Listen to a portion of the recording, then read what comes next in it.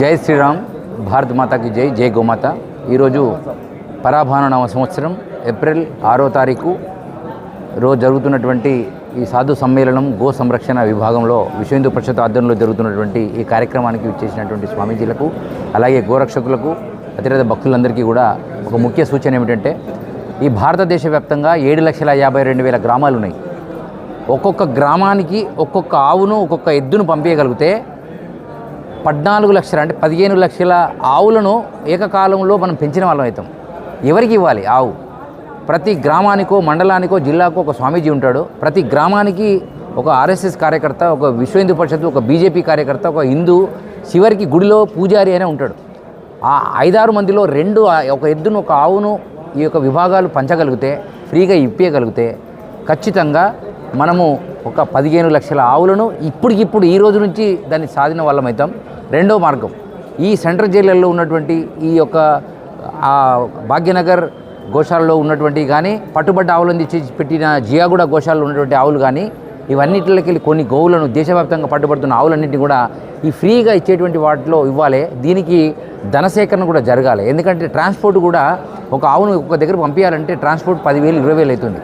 So దీనికి ధనవంతులు ఎవరైతే retired teachers, retired lecturers, retired IAS officers, doctors, actors ఉన్నారో వీళ్ళంతా అడ్డమైన ఖర్చులు పనిచేసి ఒక సంవత్సరం పాటు వాళ్ళ నిధిలో భాగంగా కేవలం గోవులు రక్షించబడాలి, గోవులు సంరక్షించబడాలని వారు ఒక్కొక్కరు వారికి తోచినటువంటి సాయాన్ని 1,000 రూపాయలకు తగ్గకుండా ఇది నిధిని కనుక ఇయ్యగలిగితే ఈ విభాగానికి ఒక్క నెల లోపల, ఈ పాదయాత్ర లోపే 15 లక్షల ఆవులు అంటే 7,52,000 గ్రామాలు అన్నాం. దానికి సగం ఒక ఎద్దు ఆవు కలిపితే 15 లక్షలు అంటే 16 లక్షల ఆవులు పెంచబడతాయి ఏకకాలంలోని సందర్భంగా తెలియజేస్తూ, ఈ కార్యక్రమానికి విచ్చేసినటువంటి స్వామీజీలందరూ దీనిపైనే ప్రతి చోట మాట్లాడాలని నా యొక్క కోరిక, ఈ డిమాండ్ కూడా.